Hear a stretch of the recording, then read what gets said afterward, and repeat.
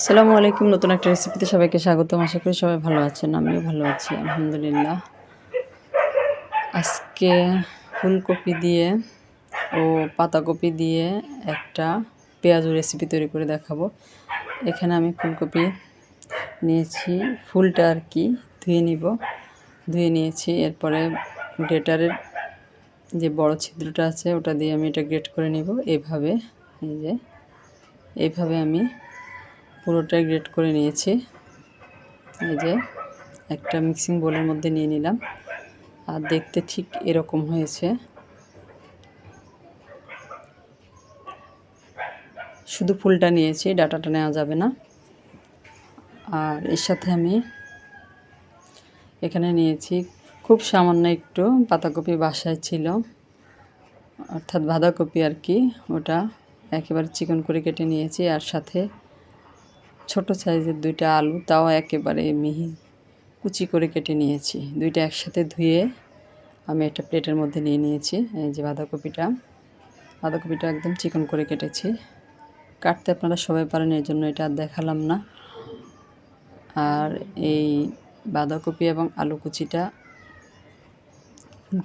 ফুলকপির সাথে দিয়ে দিলাম।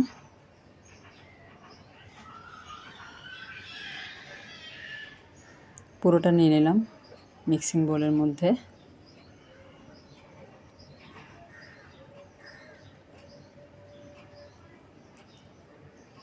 এর সাথে আমি প্রথমে দিয়ে দিব 3টা কাঁচামরিচ কুচি, 2 টেবিল চামচের মতো ধনেপাতা কুচি,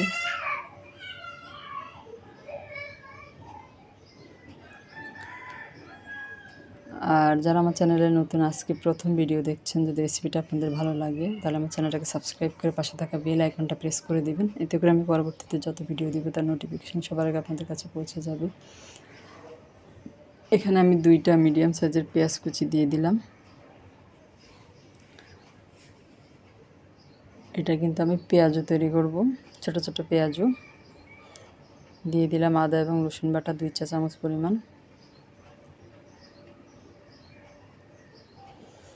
আর ফুলকপি এবং বাঁধাকপি, আলু দিয়ে এই পেঁয়াজুটা খেতে কিন্তু অসম্ভব মজা লাগে। অবশ্যই বাসায় একবার ট্রাই করে দেখবেন।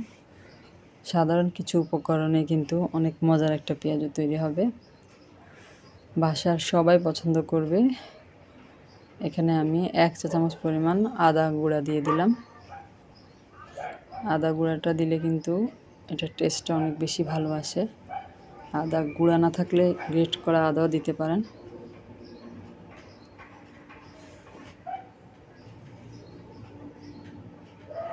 এরপরে দিয়ে দিলাম আমি এখানে বেসন, 1/2 কাপ বেসন দিয়েছি প্রথমে, আরও 1/2 কাপ দিয়ে দিলাম।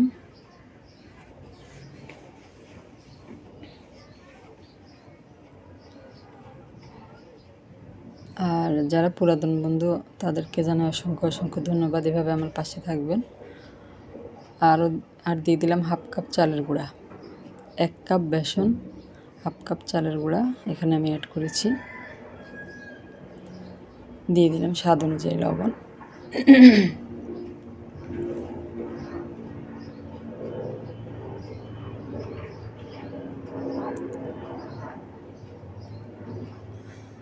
আর দিয়ে দিব গরম মশলা গুঁড়া 1 চা চামচ পরিমাণ। এবার শুকনো উপকরণগুলো সবগুলো একসাথে আগে মেখে নেব। এখানে কিন্তু কোনো ডিম ব্যবহার করতে হবে না।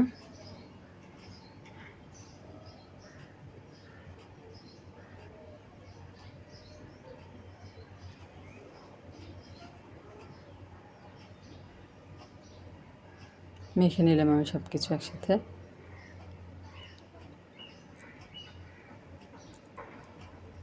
এই পর্যায়ের সাথে আমি দিয়ে দিব পানি।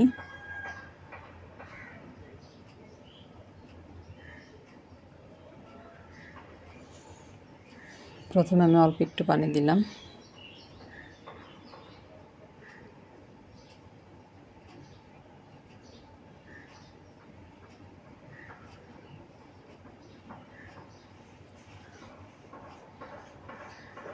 আর যারা আমার রেসিপি ফুল ওয়াচ করবেন অবশ্যই ইনশাল্লাহ বলে যাবেন, আমি তাদের রেসিপি ফুল ওয়াশ করে দেব।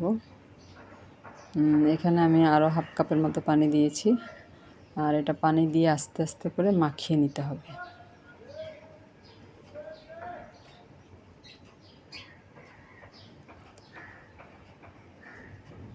আরও একটু পানি দিয়েছি আমি প্রায় 1 কাপ থেকে একটু বেশি পানি দিয়েছি। আর ঝালের জন্য মরিচ গুঁড়াটা দিতে আমি আগে ভুলে গিয়েছিলাম, এই জন্য এখানে আমি 2 চা চামচ পরিমাণ মরিচের গুঁড়া দিয়েছি। আর ঝালটা আপনাদের পছন্দ মতো, চাইলে আর একটু বেশিও দিতে পারবেন, চাইলে আরও কমও দিতে পারবেন। মরিচের গুঁড়াটা আমি মাখিয়ে নিয়েছি, 1 কাপ থেকে একটু সামান্য বেশি পানি দিয়েছি। এর মধ্যে কিন্তু এটা অনেকটা আঠালো হয়ে গিয়েছে, আর এটা পেঁয়াজু তৈরির জন্য একেবারে পারফেক্ট একটা বেটার হয়ে গিয়েছে। এই যে আপনাদেরকে আমি দেখিয়ে দিচ্ছি যে পেঁয়াজু তৈরি করা যাবে কি না, ঠিক এই যেরকম হয়েছে। এটা আমি 20 মিনিটের জন্য রেস্টে রাখবো। এতে করে এর মধ্যে সব কিছু খুব ভালো মতো মিশে যাবে। 20 মিনিট পরে আমি চুলায় প্যান বসিয়ে পরিমাণ মতো তেল দিয়ে কিছু পেঁয়াজও আমি দিয়ে দিলাম, সেটা আপনাদের সাথে শেয়ার করা হয়নি।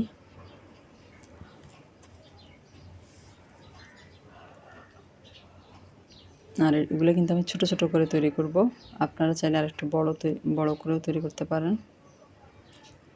আর একেবারে চালের গুঁড়া দেওয়ার কারণে এটা কিন্তু একেবারে মচমচা হয়েছে, আর খেতে খুবই মজা হয়েছিল। সামান্য উপকরণে এরকম ফুলকপি পাতাকপি দিয়ে পেঁয়াজু অবশ্যই বাসায় একবার ট্রাই করে দেখবেন। রেসিপিটা কেমন লাগলো কমেন্ট করে জানাবেন।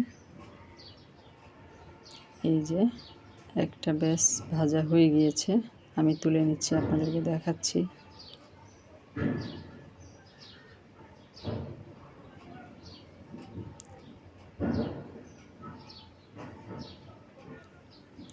এভাবে আমি সবগুলো ভেজে নেব।